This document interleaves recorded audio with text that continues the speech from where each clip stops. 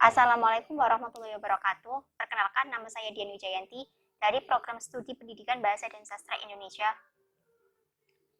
Fakultas Pedagogi dan Psikologi Universitas PGRI Wiranegara. Saya akan mempresentasikan proposal skripsi yang berjudul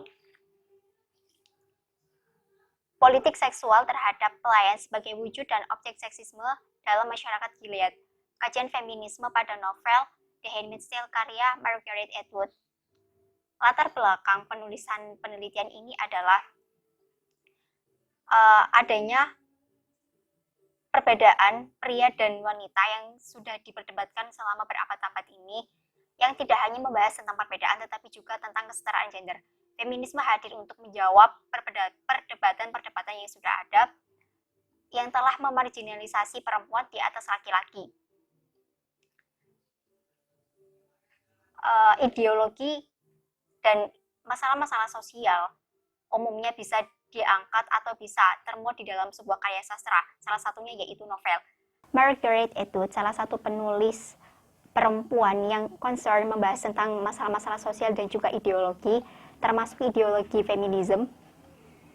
Salah satu karya terbaiknya yaitu The Handmaid's Tale, yang menceritakan seorang perempuan pelayan bernama Offred yang dibekerjakan untuk melengkapi kesuburan seorang wanita bernama Serena Joy yang merupakan perempuan dari kelas atas.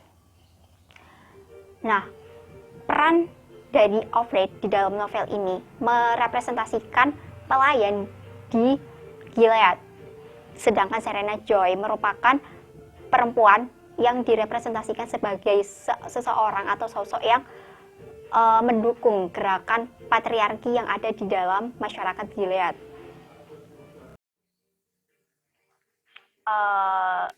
Di dalam masyarakat Gilead, perempuan dibagi menjadi 6 kategori. Yang pertama yaitu istri. Istri merupakan istri dari pejabat atau orang-orang yang memiliki jabatan atau posisi yang tinggi. Yang kedua ada handmaids. Handmaids merupakan perempuan pelayan yang dibekerjakan untuk melengkapi keluarga yang tidak subur. Yang ketiga yaitu martas. Martas merupakan pelayan yang melayani seseorang atau melayani orang dan juga bekerja di dapur. Yang keempat yaitu economy wives. Nah, economy wives itu merupakan istri orang miskin atau kurang mampu yang bisa melakukan pekerjaan martas, yaitu pelayan atau orang-orang yang melayani di dapur. Yang kelima yaitu pembantu dan bibi, mengajar dan membimbing handmaids di Red Center. Dan yang terakhir yaitu unwoman, yang ditugaskan untuk membersihkan limbah racun di sebuah koloni. Dari latar belakang dan permasalahannya sudah disebutkan di atas, maka penulis menyimpulkan ada 4 permasalahan yang akan disampaikan atau yang akan dibahas di dalam penelitian ini. Yang pertama yaitu bagaimana handmaid menjadi wujud dan objek dalam masyarakat Gilead. Yang kedua adalah apa pengaruh seksisme terhadap pelayan. Yang ketiga, bagaimana politik seksualitas digambarkan di dalam novel The Handmaid's Tale karya Margaret Atwood. Dan yang keempat yaitu bagaimana bentuk negosiasi-negosiasi oleh tokoh perempuan terhadap politik seksual yang diceritakan di dalam novel The Handmaid's Tale karya Margaret Atwood. Tujuan penulisan ini yaitu yang pertama untuk mengetahui wujud dan objek handmaid di dalam masyarakat Gilead. Yang kedua yaitu untuk mengetahui pengaruh seksisme terhadap pelayan. Dan yang ketiga yaitu untuk mengetahui politik seksual yang ada di dalam novel The Handmaid's Tale. Dan yang keempat yaitu untuk mengetahui bentuk-bentuk negosiasi yang dilakukan oleh para perempuan pelayan yang ada di dalam novel The Handmaid's Tale karya Margaret Atwood. Di dalam penulisan ini, penulis menemukan beberapa karya yang mirip tetapi beda fokus dan metode yang digunakan. Yang pertama yaitu tesis yang ditulis oleh Alana A. Kelly, mahasiswa pasca sarjana jurusan sastra Inggris San Jose State University of United States, yang ditulis pada tahun 2008 yang berjudul Women Designed Margaret Atwood's The Handmaid's Tale as Critique of Feminism.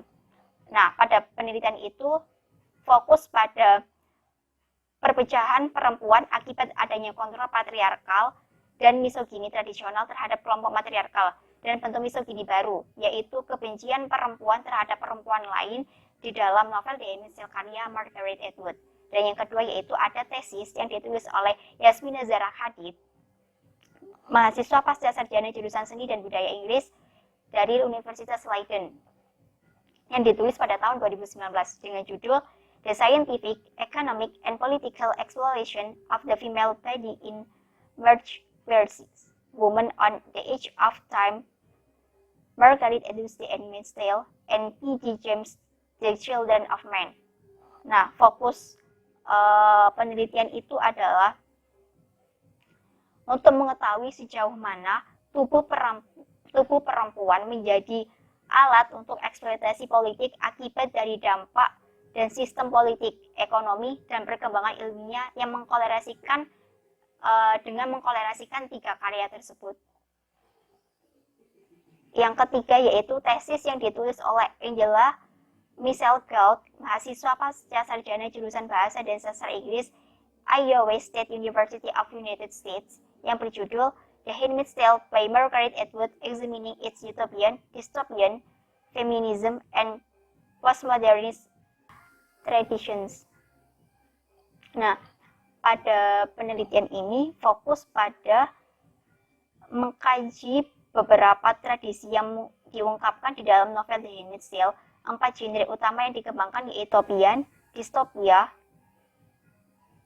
sastra utopia, dan utopis terbuka. Kajian teori yang digunakan di dalam penelitian ini yang pertama yaitu kajian feminisme. Yang pertama, fenomena perempuan dalam politik dan perjuangan feminisme. Perjuangan studi tentang perempuan yang saat ini sudah merajalela dan gencar dilakukan dan dilaksanakan oleh banyak orang, terutama untuk perempuan, berangkat dari gerakan feminisme yang memperjuangkan keadilan dan kesetaraan. Nah, dalam perjuangan itu muncul 3 gelombang feminisme. Yang pertama yaitu feminisme gelombang pertama, yang konsentrasi terhadap penghapusan diskriminasi terhadap perempuan. Nah, feminisme gelombang pertama terjadi pada abad ke-19 sampai awal abad ke-20. Nah, di dalam gelombang pertama ada 3 perspektif yang turut serta di dalam gelombang pertama dan menghasilkan beberapa jenis feminisme. Yang pertama yaitu feminisme liberal. Nah, di dalam feminisme liberal ini concern untuk merombak legislatif untuk memperjuangkan hak-hak mereka seperti hak pendidikan, pekerjaan, jarak kelahiran, perceraian, dan lain sebagainya. Yang kedua yaitu feminisme utopia yang concern terhadap pemerataan pekerjaan dan pendapatan terutama untuk perempuan, yang karena memang waktu itu sulit untuk mendapatkan pekerjaan, apalagi untuk mendapatkan pendapatan yang sesuai dengan pekerjaan yang dia kerjakan. Yang ketiga yaitu feminisme Marxis yang menuntut partisipasi penuh produksi oleh perempuan sekaligus untuk segera mengakhiri diskriminasi terhadap perempuan. Yang keempat yaitu feminisme psikoanalisis dan gender, yaitu yang membahas tentang cara bertindak perempuan atas ketidaksetaraan gender yang didekatkan atau yang dilakukan dengan pendekatan psikologi. Yang kedua yaitu feminisme gelombang kedua yang konsen terhadap pembebasan wanita. Nah, pada feminisme gelombang kedua ini terjadi pada akhir dekade 1960-an dan awal 1970-an, ditandai dengan kehadiran Women Liberation Movement yang saat ini dikenal sebagai gerakan feminisme radikal, kultural, dan libertarian dengan pionirnya yaitu Kate Millett.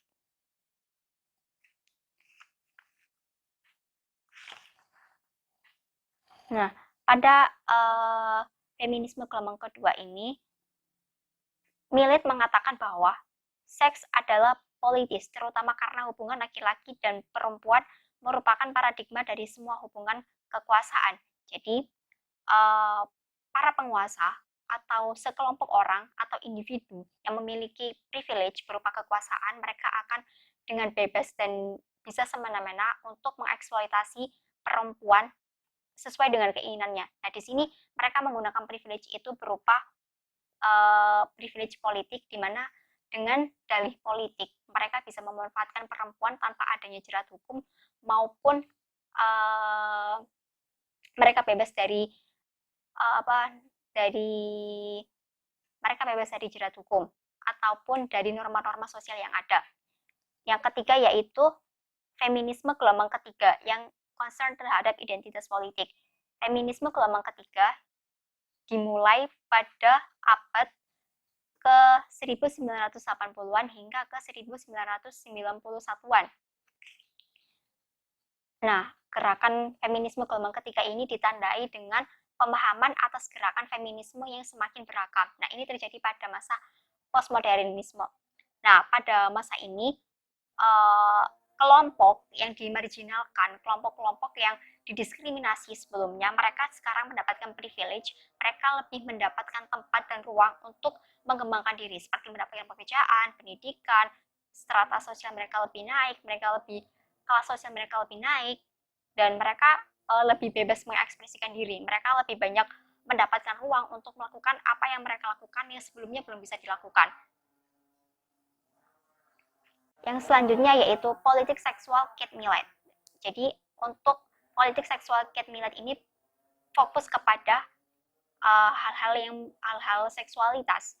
Jadi seksualitas menurut Millett merupakan sesuatu yang sangat urgensi karena laki-laki bisa menindas, bisa mendiskriminasi perempuan sampai kepada ke ranah privat yang seharusnya tidak dimiliki oleh laki-laki. Mereka bisa bebas mengeksploitasi dan bisa sangat bebas untuk mempekerjakan perempuan secara tidak manusiawi. Nah, di sini Kate Millett sebagai pionir politik seksual ini berjuang untuk mencari keadilan, mencari kesetaraan perempuan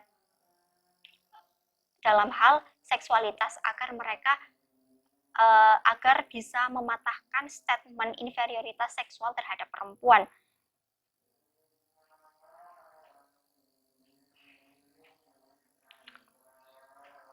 Politik seksual merupakan hubungan kekuasaan antara laki-laki dan perempuan sebagai dampak dari perbedaan seksual yang dipengaruhi oleh sistem patriarkal. Perempuan memiliki status sebagai kelompok minoritas, yaitu kelompok manusia yang diperlakukan secara berbeda dengan masyarakat yang lain karena kondisi fisik atau sifat budayanya.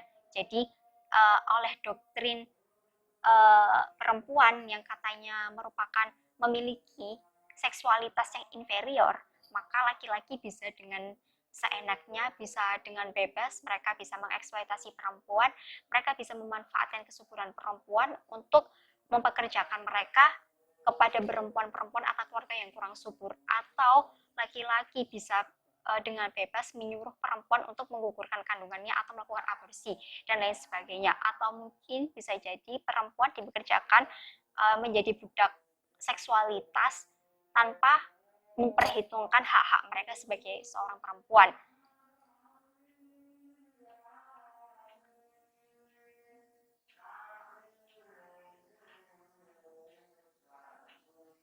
Menurut Millett, dimensi pertama yang ada di dalam kekuasaan seksual yaitu peran seksual. Peran seksual ini memutuskan sebuah kesesuaian dan aturan-aturan tentang perilaku dan sikap yang sesuai untuk perempuan maupun laki-laki. Berkaitan dengan aktivitas, peran seksual menandakan pekerjaan rumah tangga dan kehadiran bayi bagi perempuan. Sedangkan bagi laki-laki, peran seksual menandakan pencapaian prestasi, perhatian atau minat. Jadi perempuan ketika dia sedang mengandung atau memiliki bayi, maka dia akan diposisikan sebagai gender tradisional, yang artinya mereka akan ditempatkan di rumah sebagai ibu rumah tangga, sebagai orang yang menyusui, sebagai orang yang menyiapkan masak untuk suaminya. Sedangkan suaminya ketika dia mendapatkan anak, itu adalah prestasi bagi mereka karena si laki-laki ini bisa menghasilkan keturunan, bisa menghasilkan anak, dan mereka lebih bebas, mereka lebih banyak memilih untuk bekerja di luar, bekerja dengan pekerjaan yang menguras banyak tenaga, menguras banyak waktu, sedangkan itu akan sangat kontradiksi dengan perempuan yang dia harus tetap ada di rumah untuk mengurusi urusan rumah tangga. Nah,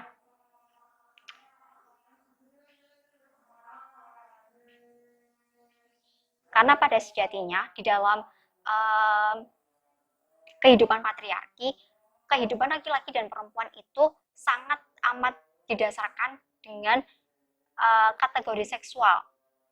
Nah, karena seksual perempuan di dalam paham patriarki diinferiorkan, maka perempuan di sini tidak memiliki banyak privilege untuk berkuasa, baik itu dalam pendidikan, ekonomi, bisnis, politik, dan lain sebagainya.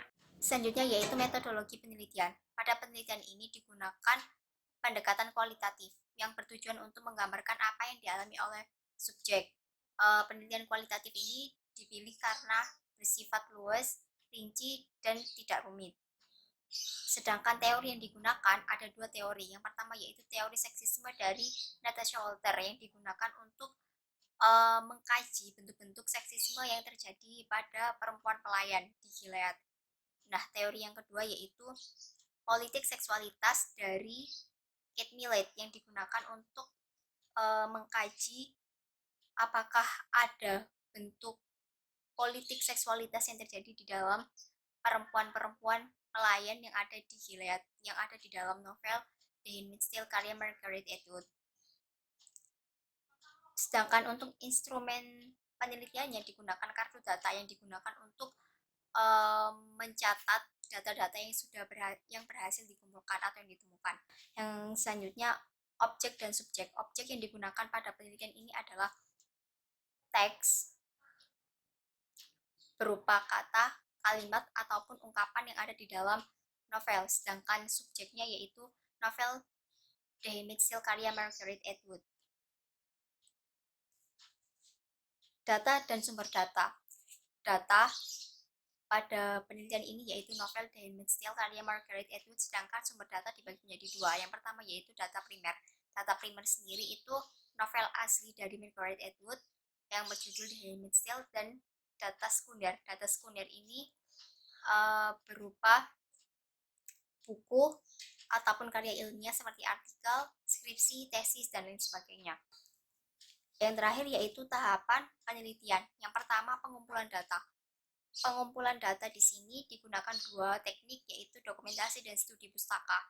Jadi dalam penelitian ini mengumpulkan buku-buku yang relevan sesuai dengan penelitian dan juga artikel-artikel atau penelitian karya ilmiah yang relevan dengan penelitian.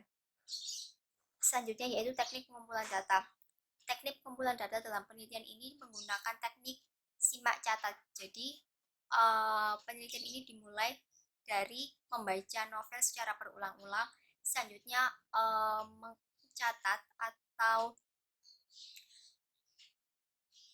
mencatat dan sesuai dengan kebutuhan yang ada di dalam penelitian. Yang terakhir yaitu teknik analisis data. Teknik analisis data di sini ada tiga. Yang pertama yaitu data reduction. Data dipilih dan dibuang, mana saja data yang diperlukan dan mana saja data yang dibuang setelah data terkumpul. Selanjutnya diklasifikasikan berdasarkan klasifikasi dan kategori yang sudah ditentukan. Selanjutnya yaitu data ditampilkan dan dibahas. Untuk yang terakhir data dikesimpulan. Selanjutnya data yang sudah berhasil dihimpun disimpulkan. Nah, demikianlah presentasi yang bisa saya sampaikan untuk proposal penelitian ini. Kurang lebihnya saya minta maaf. Wassalamualaikum warahmatullahi wabarakatuh.